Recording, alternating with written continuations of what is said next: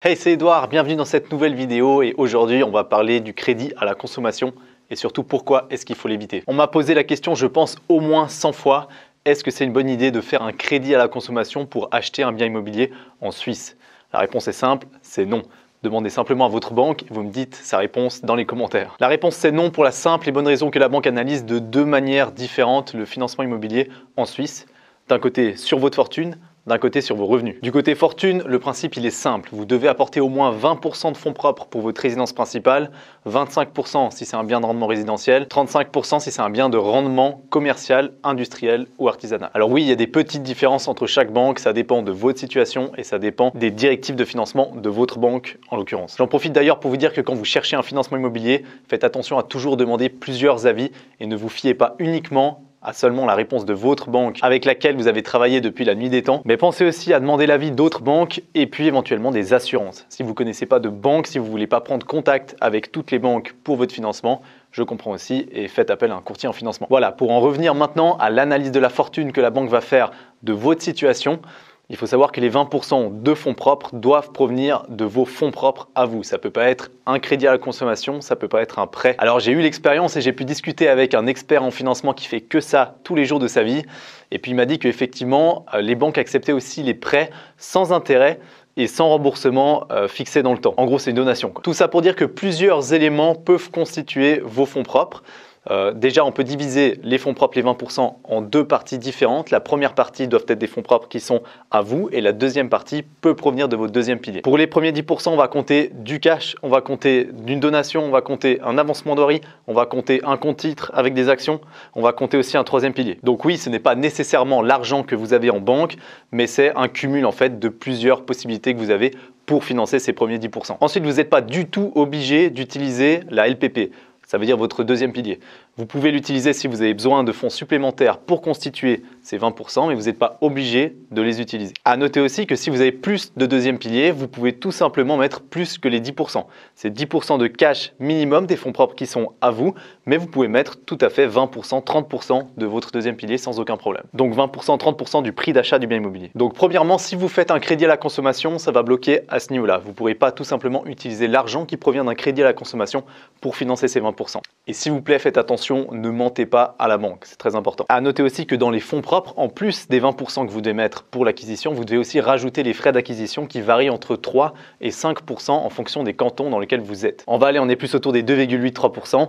Plus on se déplace vers Genève et plus c'est cher pour arriver jusqu'à 5%. La deuxième problématique avec les crédits à la consommation, c'est l'aspect revenu. La banque analyse de deux manières différentes, je l'ai dit tout à l'heure, une fois sur la fortune. Pour ce faire, la banque va faire un calcul de charge théorique pour définir tout simplement votre capacité d'endettement. C'est des termes qui sont un petit peu barbares pour pas grand-chose au final. Pour résumer un petit peu de manière théorique le calcul que la banque va faire pour la tenue des charges, elle va définir combien coûte votre appartement à l'année. Ça fonctionne très bien avec une maison aussi, évidemment. Elle va découper en trois les charges théoriques annuelles grosso modo. Ça veut dire qu'elle va prendre 5% sur la dette que vous allez faire. Si vous vous faites financer par exemple une maison à 1 million, vous aurez une dette de 800 000 francs et la banque va partir du principe que vous aurez un taux de 5% sur ces 800 000 francs à payer chaque année. En plus de ça, elle va compter de l'amortissement. L'amortissement, c'est simplement le remboursement de votre dette à la banque. Le remboursement, vous pouvez le compter à 1% du prix total de l'acquisition, soit 10 000 francs par année pour un bien à 1 million. Pour les frais d'entretien, c'est la même chose. C'est de nouveau 1% sur les 1 million de l'acquisition. Le total de ces trois charges divisé, donc 5% plus 1% plus 1%, vous donnera les charges théoriques annuelles que va vous coûter votre propriété. Quand vous avez ce montant-là, vous allez simplement le multiplier par 3 et ça vous donnera le revenu brut annuel que vous devez justifier à la banque pour pouvoir être financé. Attention, j'ai bien dit revenu brut, c'est pas le revenu net, c'est le revenu brut. Pourquoi est-ce qu'on multiplie par 3? C'est simple, c'est parce que votre capacité d'endettement est de maximum 33% aux yeux de la banque. De nouveau, c'est pas aussi strict et théorique, ça peut monter un petit peu plus haut. Mais maintenant, quel est le rapport avec les crédits à la consommation? D'un point de vue revenu, les crédits à la consommation vous coûteront très cher, c'est extrêmement compliqué. D'un point de vue analyse des revenus, les crédits à la consommation, les leasing, les pensions vont vous coûter très cher aux yeux de la banque. C'est-à-dire qu'ils vont prendre le coût annuel de votre crédit à la consommation, qui est en général un taux d'intérêt qui est élevé par rapport à ce que vous empruntez. Mais admettons que grosso modo, vous avez un crédit à la consommation qui vous coûte 10 000 francs par année. Ce que la banque va faire, c'est très simple. Elle va prendre vos revenus, admettons qu'ils soient à 110 000 francs par année,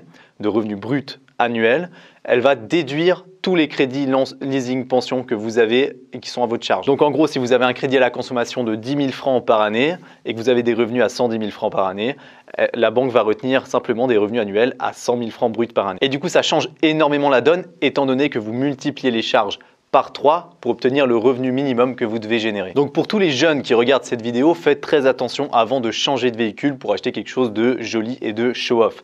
Vous n'avez pas besoin de le faire maintenant et vous allez vraiment restreindre vos capacités d'endettement aux yeux de la banque et peut-être vous empêcher d'acquérir une propriété plus tard. Le problème des crédits à la consommation, c'est qu'en général, ils sont utilisés par les jeunes évidemment pour pouvoir acheter ce qu'on appelle des passifs. Ça veut dire des objets pour lesquels ils n'ont pas suffisamment de fonds pour pouvoir les acheter directement en cash et du coup, ils se font aider par un organisme tiers. La problématique, c'est que ça va coûter très très cher sur le long terme et c'est beaucoup plus facile d'en faire un que de le rembourser. Le deuxième problème avec ça, c'est que la banque, quand vous allez vous faire financer, admettons que vous vouliez acheter un bien de rendement, il faut comprendre que d'une fois que la banque va vous financer, elle va rentrer avec vous en association dans l'acquisition d'un bien immobilier. Ça devient un véritable partenaire et elle va mettre beaucoup plus d'argent que vous. Donc, elle va évidemment s'attendre à ce que vous soyez sérieux et puis elle va analyser votre situation financière. Donc, à chaque fois que vous allez faire des crédits à la consommation ou des leasings, elle va se dire, bon, il ne sait pas vraiment gérer son argent. Faites attention avec ça. Parce que pour une relation à long terme avec la banque, c'est important qu'elle ait confiance en vous. Concentrez-vous plutôt sur l'acquisition d'actifs. Ça veut dire typiquement des appartements de rendement. Peut-être que vous vous dites que vous n'avez pas besoin d'acheter votre résidence principale et du coup, vous en foutez un petit peu de ces crédits à la consommation. Au final, c'est vrai que si vous restez locataire, si vous achetez jamais, c'est pas très important. C'est important de comprendre que vous n'êtes pas obligé d'acheter votre résidence principale, mais vous pouvez acheter des biens immobiliers de rendement. Concentrez-vous plutôt là-dessus. Et pour acheter des biens immobiliers de rendement, la théorie, c'est la même. Alors certes, la banque va se baser sur les revenus générés, les revenus locatifs générés par le bien immobilier que vous allez acheter et pas sur vos revenus à vous. Par contre, elle va évidemment prendre en compte votre situation personnelle. Imaginez-vous, c'est comme si vous faisiez l'acquisition d'un bien immobilier avec un associé et que cet associé en question n'arrivait pas à se gérer et il n'était pas du tout solvable. Vous n'iriez jamais acheter avec lui. Pour la banque, c'est la même chose. Donc, focalisez-vous plutôt sur l'acquisition d'appartements qui va vous générer des revenus et ensuite utilisez ces revenus générés pour acheter ce que vous voulez. J'ai eu l'occasion d'ailleurs de discuter avec un électricien une fois qui a absolument tout compris comment il fallait faire. Au début de sa vingtaine, il s'est focalisé vraiment sur l'acquisition d'appartements. Il a acheté des petits appartements. Il a commencé par son premier quand il avait 22, 23 ans, qu'il a tout de suite mis en location. Alors, en plus de ça, vu qu'il était électricien, il a pu utiliser les travaux propres qu'il savait faire lui-même comme constitution de fonds propres d'apport pour l'acquisition. Certes, il n'a pas pu le faire pour les 25% d'apport pour un bien de rendement, mais il a pu faire pour une petite partie ce qu'il a aidé à acheter son premier bien immobilier. Ensuite, il a tout gardé ce qu'il a acheté. Il a gardé ça pendant 10 ans et aujourd'hui, il peut retourner voir sa banque et il va se refaire financer. Le refinancement, c'est simplement la nouvelle évaluation de la banque de votre situation financière en fonction des biens immobiliers. Donc, elle va analyser combien vaut le bien immobilier en question, qu'est-ce que c'est votre dette et puis quel est le gap entre deux. Potentiellement, si le gap est assez important, elle va pouvoir reprêter de l'argent. C'est une particularité de la Suisse qui peut se faire aussi aux États-Unis mais qui est complètement impossible en France. Aujourd'hui, il a 32, 33 ans. Il va retourner voir sa banque, il va se refaire financer. Il va pouvoir dégager plusieurs centaines de milliers de francs simplement par un refinancement des biens immobiliers qu'il a payés il y a 10 ans. Vu qu'en 10 ans, les appartements ont pris de la valeur et puis que sa dette a diminué parce qu'il l'a amorti avec le temps